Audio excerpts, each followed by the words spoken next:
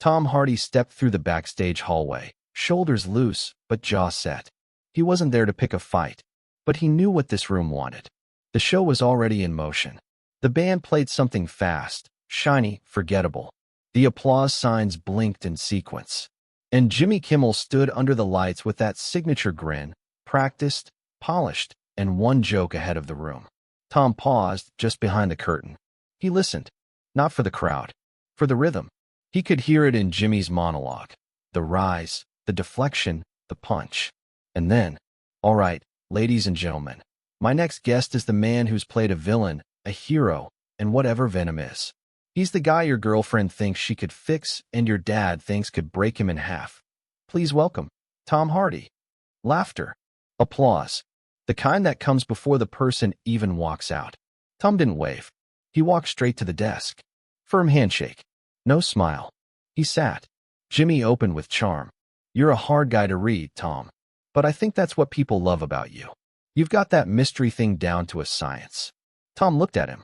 Voice even. I'm not here to be decoded. I'm here to be heard. Jimmy chuckled, leaned back. All right. Off to a strong start. The audience laughed. Tom didn't. Jimmy tried again. You've played some intense characters. Bane. Alfie Solomons. That one guy who grunted through a world war. What draws you to the kind of roles that make people flinch? Tom replied without pause. Maybe I'm drawn to parts that don't ask to be liked. There was no music under the line, but it landed anyway. Jimmy nodded. Fair enough. But you've got this whole reputation thing. Brooding. Private. Intense. You know you scare talk show hosts, right? Tom looked at him. Calm. Direct. Then maybe talk shows should stop inviting people they expect to perform honesty. That shifted the air. Just enough. Not tension. Just stillness. Jimmy kept the smile, but something behind it changed. The rhythm slowed. Because whatever script he'd written, Tom Hardy hadn't agreed to read from it. Jimmy shuffled his note cards. Not because he'd lost his place. Because the question he wanted to ask didn't fit the tone anymore. He smiled anyway. That's a heavy start, Tom. You know this is late night, right? We like to keep things light. You ever laugh at yourself? Tom didn't flinch. I laugh when something's honest. Not when it's packaged. A few in the audience chuckled, uncertain if that was the punchline. It wasn't. Jimmy leaned back. Tried to steer. Okay, let's talk about your new film. Big release. You play a man wrestling with inner demons. Sounds familiar.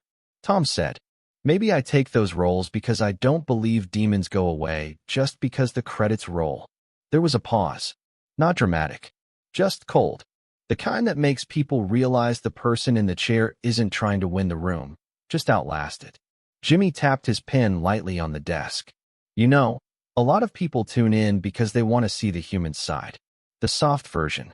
Tom looked at him. Then maybe you should invite people who've spent their lives softening. Jimmy chuckled. One note too loud. He tried again. Look, we're here to have a good time. Share a laugh. You've done the serious press circuits. This is supposed to be fun. Tom answered. You asked me here. I didn't ask to be reshaped. The crowd was quiet now. Not confused. Just unsteady. Because the moment wasn't entertaining. It was present. And nothing ruins a laugh faster than truth spoken without a smile. Jimmy shifted in his chair. All right. But you know how this goes. We joke. We banter. We keep things moving. Tom didn't move. Then maybe you should have told me that before you introduced me as someone I'm not. The crew behind camera 2 stopped fidgeting. Even they felt it. This wasn't heading back to safe ground. It was heading inward. And Tom Hardy wasn't trying to be followed.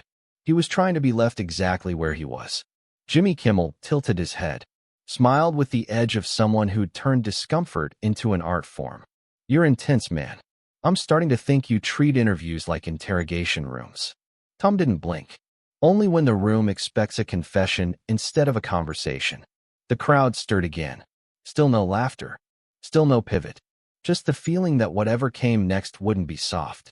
Jimmy tapped his cards once, then tossed them gently to the side. All right, no script. Let's just talk. Tom nodded.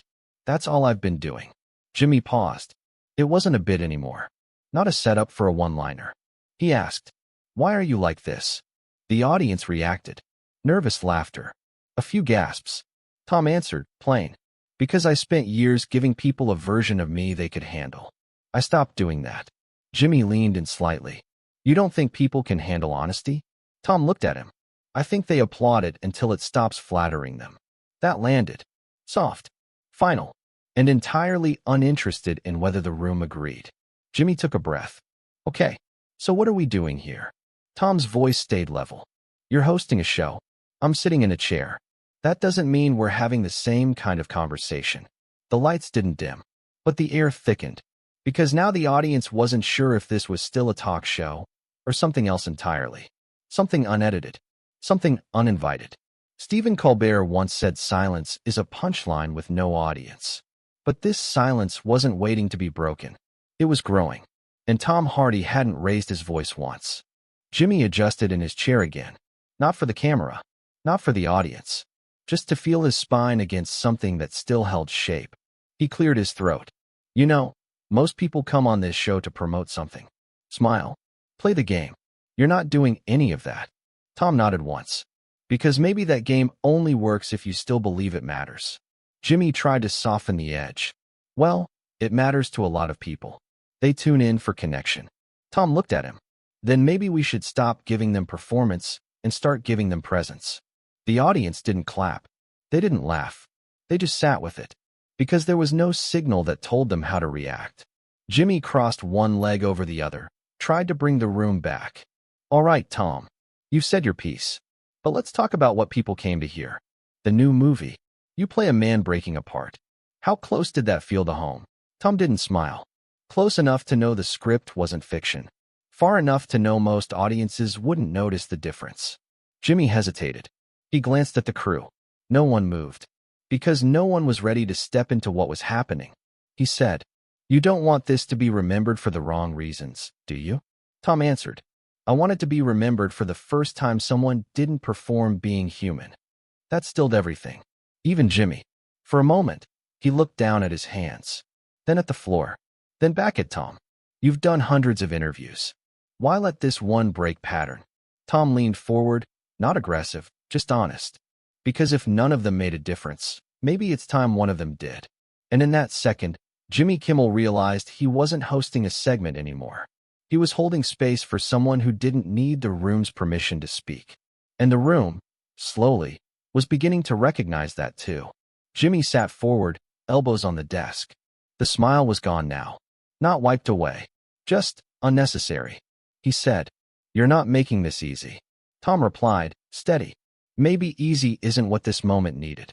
Jimmy looked at the audience. Then back at the guest across from him. This isn't what they came for. Tom answered. Then maybe they came expecting something less honest.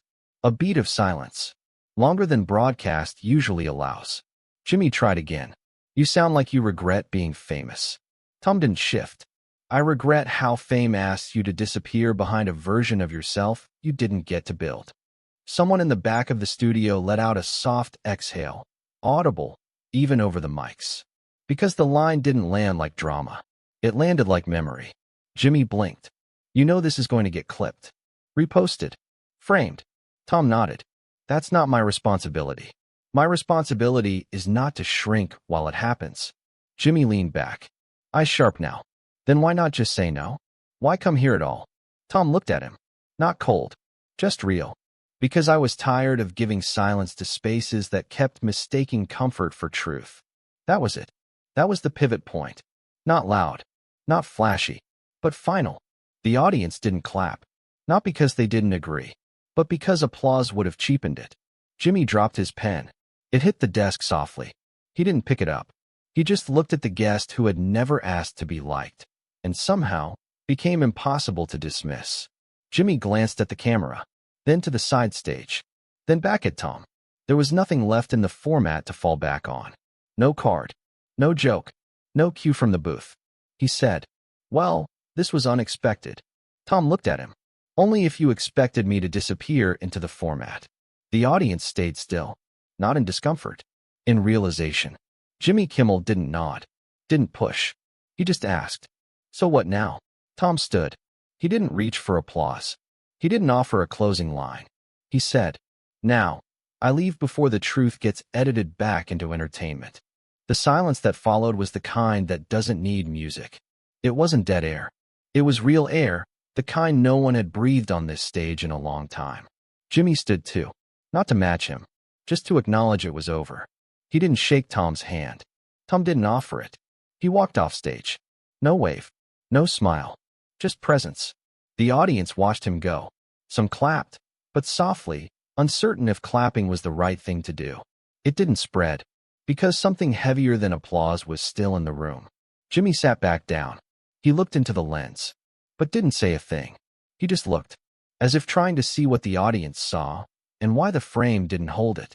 Backstage, a producer whispered to the floor director, "Do we cut the last 5 minutes?" The director shook their head. "No, we air it. All of it." Later that night, the episode ran without edits. No graphic, no softening, no punchline recap. Just the segment, untouched. Online, it didn't explode. It settled. Clips shared with captions like, "He didn't play the part, and that's why it worked." No tantrum, no exit, just refusal. This wasn't confrontation. This was release. Tom Hardy never spoke about the interview. No tweets, no press quotes, no damage control. When asked quietly by a reporter weeks later what he thought of the moment, he said, "Not everything needs a headline. Some things are just supposed to stay." And it did. Not in the trending column, but in the echo. Because silence, real silence, doesn't trend. It lingers.